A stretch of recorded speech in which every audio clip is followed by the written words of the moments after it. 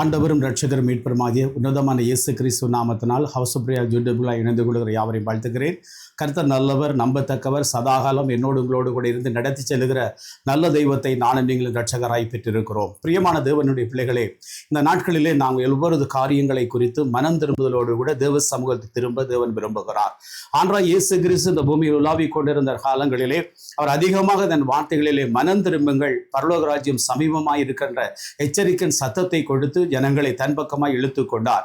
எனவே இந்த நாட்களிலே நாங்கள் எங்களுடைய வாழ்க்கையை நாம் ஆராய்ந்து நாம் எந்த பகுதியிலே தவறு இருக்கிறோம், எந்த பகுதியிலே விடப்பட்டு இருக்கிறோம், எந்த பகுதியிலே விழுந்திருக்கிறோம் என்பதை அறிந்து நாங்கள் மனம் திரும்புகிற போது தேவன் மனம் திரும்புவதற்கான பலனை நமக்கு தர உண்மை உள்ள தேவனாய் இருக்கிறார். எனவேதான் ஆண்டவர் எந்த சூழ்நிலைகளிலும் தன் ஜனங்களை பார்த்து மனம் திரும்புங்கள், நீங்கள் பரலோக ராஜ்யம் சமீபமாய் இருக்கின்ற ஒரு எச்சரிக்கையின் சத்தத்தை கொடுத்தது மட்டுமல்ல, அவர்கள் தன்னோடு கூட நெருங்கின நல்ல ஒரு வாழ்க்கையை வாழ வேண்டும் என்பதை தேவனுடைய விருப்பமாய் காணப்பட்டது. எனவே பிரியமான தேவ பிள்ளைகளே, மத்தேயு சுவிசேஷம் 4ஆம் அதிகாரம் 17ஆம் வசனம் இப்படியா சொல்லுகிறது: அது முதல் இயேசு மனம் திரும்புங்கள், பரலோக ராஜ்யம் சமீபமாய் இருக்கிறது என்று பிரசங்கிக்க தொடங்கினார்.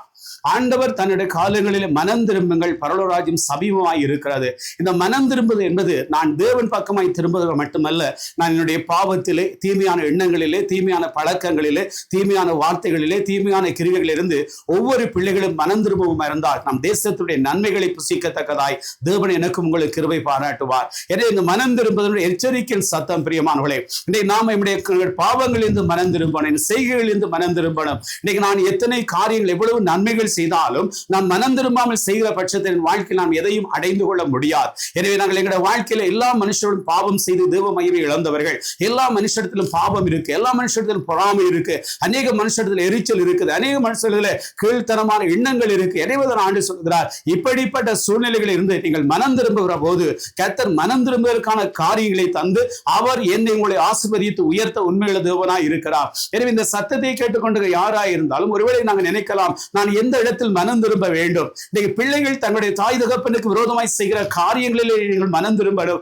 உங்கள் தாயின் தகப்பனை கனம் பண்ணுகின்ற வார்த்தைக்கு மீறுதலாக எத்தனை பேர் உங்களுடைய வாழ்க்கையில் தாய் தகப்பனை மதிக்காமல் நடந்து கொள்கிறீர்கள்? எத்தனை பேர் உங்களுடைய கால்கள் போன வாழ்க்கையில நடந்து கொள்கிறீர்கள்? எத்தனை பேர் பாவமான வாழ்க்கைக்குள்ளாய் நடந்து போகிறீர்கள்? இன்றைக்கு படிக்கிற பிள்ளைகளாக இருக்கலாம், தாய் தகப்பன் கொடுக்க எச்சரிக்கை கீழ்ப்படியாமல் நீங்கள் நினைக்கிற போல எண்ணம் போல வாழ நினைக்கிற போது உங்களுடைய வாழ்க்கை பாவத்தில் விழுந்து அழிவுக்குள்ளாய் கடந்து போகும். எனவே கணவனா இருக்கலாம், மனைவியா இருக்கலாம், உங்களை எச்சரிப்பின் சத்தத்தை கேட்கிற போது நீங்கள் மனம் திரும்புகிற போது இன்னைக்கு நீங்க ஒரு குறைவு இருக்கலாம், இல்ல ஒரு பலவீனமாய் இருக்கலாம். நீங்கள் மனம் திரும்பி தேவனை தேடி நீங்கள் ஒருமித்து ஆண்டோடைய சமூகத்தில் நிற்கிற போது கர்த்தர் பதில் கொடுத்து ஆசீர்வதிக்க உண்மை உள்ளவராய் இருக்கிறார். என் ஆண்டவருடைய நோக்கம் நாங்கள் மனம் திரும்பணும். பிரியமான தேவ பிள்ளைகளே, யோவின் புத்தகம் 22ஆம் அதிகாரம் 23ஆம் வசனம் இப்படியா சொல்லுகிறது: நீ சர்வ வல்லவரிடத்தில் மனம் திரும்பினால் திரும்ப கட்டப்படுவீர்கள், அக்கிரமத்தை உமது கூடாரத்தை தூரமாக்குவார். சொல்லுகிறார், நீங்கள் சர்வ வல்லவரிடத்தில் மனம் திரும்பினால் நீங்கள் கட்டப்படுவீர்கள். ஆமென். அப்ப நாம் சர்வ வல்லவருடைய தேவனிடத்திலே மனம் திரும்பணும், எங்களுடைய வாழ்க்கையை குறித்து, எங்கள் எதிர்காலங்களை குறித்து.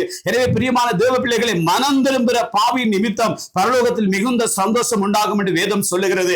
என்னுடைய வாழ்க்கையில நாங்கள் செய்கிற பாவங்களில் சுற்றிலும் வராதபடி நாம் மனம் திரும்பி தேவனை நோக்கி தேடுகிற போது, மனம் திரும்பி தேவனை சேவிக்கிற போது எங்களுடைய வாழ்க்கையை கட்டப்படும். அதைத்தான் யோபு சொல்லுகிறார், நீங்கள் மனம் சர்வ வல்லவரிடத்தில் மனம் திரும்புகிற போது நீங்கள் கட்டப்படுவீர்கள். உடைக்கப்பட்ட வாழ்க்கையா இருக்கலாம், உடைக்கப்பட்ட ஆசீர்வாதம் இருக்கலாம், உடைக்கப்பட்ட தொழிலா இருக்கலாம். நீங்கள் மனம் திரும்பி, நானும் நீங்கள் மனம் திரும்பி தேவனை தேடுகிற போது தேவன் மாற்றத்தை கொடுத்து ஆசீர்வதிக்க அவர் உண்மையுள்ள கர்த்தராய் இருக்கிறார். எனவே இந்த சத்தத்தை கேட்டுக்கொண்ட யாராய் இருந்தாலும், என் ஆண்டவர் யாரையும் குற்றப்படுத்துகிறவர் அல்ல, யாரையும் பாவி என்று நியாயம் தீர்க்காத கடவுள் நம்முடைய ஆண்டவர். அவர் விரும்புகிறார் மனம் திரும்புங்கள். இன்னைக்கு நான் உண்மை உள்ளவனாய் இருக்கிற மட்டுமல்ல, மனம் திரும்பின ஒரு நல்ல வாழ்க்கை வாழ தேவன் விரும்புகிறார். பிரியமான தேவ பிள்ளைகளே, நாங்கள் எந்த இடத்தில் மனம் திரும்புவோம் என்று நம்மை நாம் நிதானித்துக் கொள்ளணும். எந்த இடத்துல விழுந்தோம் என்று நம்மை நாம் நிதானித்துக் கொள்ளணும். எந்த இடத்தில் நான் தேவனை விட்டு தூரமாய் இருக்கிறேன் நம்மை நான் நிதானித்துக் கொள்ளுகிற போது கர்த்தர் எங்களுடைய வாழ்க்கையை ஆசீர்வதித்து உயர்த்த உண்மை உள்ளவராய் இருக்கிறார். அதனால் தான் மனம் திரும்புங்கள், பரலோக ராஜ்யம் சமீபமாய் இருக்கிறது. எனவே தேவ ராஜ்யம் என்பது நாம் தேவனோடு கூட நெருங்கி வாழுகிற வாழ்க்கை,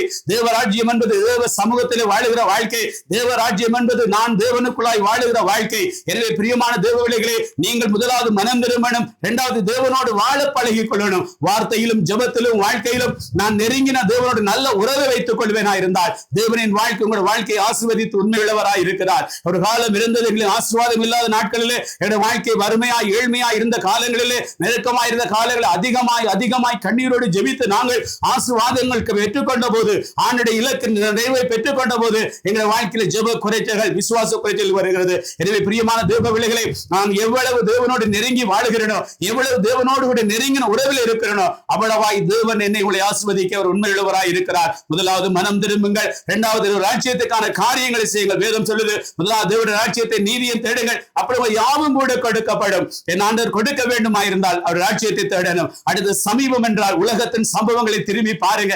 எங்கு பார்த்தாலும் யுத்தங்கள், எங்கு பார்த்தாலும் கலகங்கள், எங்கு பார்த்தாலும் குழப்பங்கள், ராஜ்யத்தை விரோதமான ராஜ்யங்கள். இந்த கடைசி நாட்களில் அன்புகள் எல்லாம் தணிந்து போய் இருக்கிறது. எனவே ஆண்டோட வருகை மிக சீக்கிரமாய் இருக்கிறது, சமீபமாய் இருக்கிறது. எனவே நானும் நீங்களும் ஆண்டோட வருகைகள் போக எங்களுடைய வாழ்க்கை ஆயத்தப்படுத்த தேவன் விரும்புகிறார். நான் ஊழியக்காரனா இருக்கலாம், நான் விசுவாசிகளா இருக்கலாம், அல்லது இன்னைக்கு நான் வேறு தேவனை தேடாதவர்களா இருக்கலாம். நாம் எந்த காரியத்தில் மனம் திரும்ப வேண்டும் என்பது ஆண்டவர் விரும்புகிறாரோ அந்த காரியோட வாழ்க்கையை ஒப்புக் கொடுக்கிற போது தேவனின் வாழ்க்கையோட வாழ்க்கையை ஆசீர்வதித்து உயர்த்த உண்மையுள்ளவராய் இருக்கிறார். எனவே பிரியமான தேவ பிள்ளைகளே, எங்களுடைய வாழ்க்கை நாங்கள் ஆராய்ந்து நான் எப்படிப்பட்டவனாய் இருக்கிறேன், நான் உண்மை உள்ளவனாய் இருக்கிறேனா, அல்லது நான் பொய் சொல்லுகிறவனா இருக்கிறா, அல்லது புரள் போட இச்சிக்கிறவனா இருக்கிறனா, அல்லது வேறையாவது நான் ஏமாற்றுகிறவனா இருக்கிறனா என்று எண்ணி நாங்கள் உங்களுடைய வாழ்க்கையில் மனம் திரும்பமா இருந்தால் தேவன் நிச்சயமாய் ஆசீர்வதிப்பார். மனம் திரும்பல் நிமித்தம் பரலோகத்தில் மிகுந்த சந்தோஷம் உண்டாகும். ஒரு மனம் திரும்பல் நிமித்தம் பரலோகத்தின் சந்தோஷம் உண்டாகிற போது தேவன் அந்த நிமித்தம் எங்களை ஆசீர்வதிக்க உயர்த்த உண்மையுள்ளவராய் இருக்கிறார். பிரியமானவர்களே, என் ஆண்டவர் யாரையும் குற்றப்படுத்துகிறார் அல்ல. நாம் மனம் திரும்பி அவரை தேடுகிற போது எனக்கான சேமத்தை, எனக்கான ஆசீர்வாதத்தை, எனக்கான விடுதலையை, எனக்கான சுகத்தை, எனக்கான காரியங்களை அவர் செய்து உயர்த்த உண்மையுள்ளவராய் இருக்கிறார். என்னோடு கூட தேவனை நோக்கி பாருங்க. ஆண்டவரே, என் பலவீனமான சூழ்நிலை எல்லாம் மாற்றி என்னை ஆசீர்வதிக்க, எந்த இடத்துல நான் மனம் திரும்பணுமோ, எந்த இடத்துலயுமே தேடணுமோ என்னை கற்றுக் கொடுங்கன்னு சொல்லி என்னோடு கூட சேர்ந்த தேவனை நோக்கி பாருங்கள். ஜெபம் பண்ணுவோம். பரிசுத்த நிறைந்த ஆண்டவரே, இந்த காலை வேளை சமூகத்துக்கு நன்றி சொல்லுகிறோம். மனம் திரும்புங்கள், பரலோகராஜ்யம் சமீபமாக இருக்கின்ற வார்த்தையின்படி நாங்கள் எந்த இடத்தில் மனம் திரும்பி தேட வேண்டும் எங்களை கற்றுக் கொடுக்கும்படியாக நாங்கள் ஜெபிக்கிறோம். ஆண்டவரே, பாவத்திலும் சாபத்திலும் ஆண்டவரே எல்லா அந்தகார இருளிலிருந்து நாங்கள் மனம் திரும்பி உம்மை தேடத்தக்கதான பிள்ளைகளாய் மாற்றும்படியாக ஜெபிக்கிறோம். பிள்ளைகள் மனம் திரும்பி தாய் தகப்பனை கனப்படுத்தலாய் மாற்றுவீராக. கடவன் மனைவி ஆண்டவரே, மனைவிகள் மனம் திரும்பி ஆண்டவரே, பிள்ளைகள் ஒருமித்து ஒன்றாய் வாழுகிற இருதயமுடையவளை வாழ உதவி செய்ய வேண்டும் என்று நாங்கள் ஜெபிக்கிறோம். நல்ல உறவை கட்டியெழுப்ப உதவி செய்யுங்கப்பா. உம்மை நோக்கி பார்க்கிற யாவரையும் ஆசீர்வதிங்க. இந்த சத்தத்தை எங்கெல்லாம் கேட்டுக்கொண்டு இருக்கிறார்களோ ஒருவரை விட்டு கொடுத்து வாழுகிற கணவன் மனைவி நல்ல உறவுகளை கட்டி எழுப்புவீராக. ஆண்டவரே, தாய் தகப்பனை சகோதரரை மதிக்கிற நல்ல உறவுகள் பிள்ளைகளுக்குள்ளே கடந்து வர உதவி செய்யும்படியாக ஜெபிக்கிறோம். எந்த இடத்தில் விழுந்து போனோம் அந்த இடத்தில் எழுந்து நிறுத்தி ஆசீர்வதிங்க. இந்த சத்தத்தை கேட்ட ஒவ்வொரு பிள்ளைகளின் வாழ்க்கையிலும் மனம் திரும்புதல் கனியை, மனம் திரும்பும் ஆசீர்வாதத்தை, மனம் திரும்பும் நன்மையை பெற்றுக்கொள்ள தேவன் கிருபை பாராட்டும்படி ஆண்டவரும் இரட்சகரும் மீட்பருமாகிய உன்னதமான இயேசு கிறிஸ்துவின் திருக்கரத்தில் தாழ்த்தி ஒப்புக் கொடுக்கிறோம் எங்கள் நல்ல பிதாவே. ஆமென், ஆமென். பிரியமானவர்களே, தேவன் பக்கமாய் திரும்புங்கள். கர்த்தர் உங்கள் பக்கமாய் திரும்பி ஆசீர்வதிப்பார். God bless you. கர்த்தர் ஆசீர்வதிப்பாரா.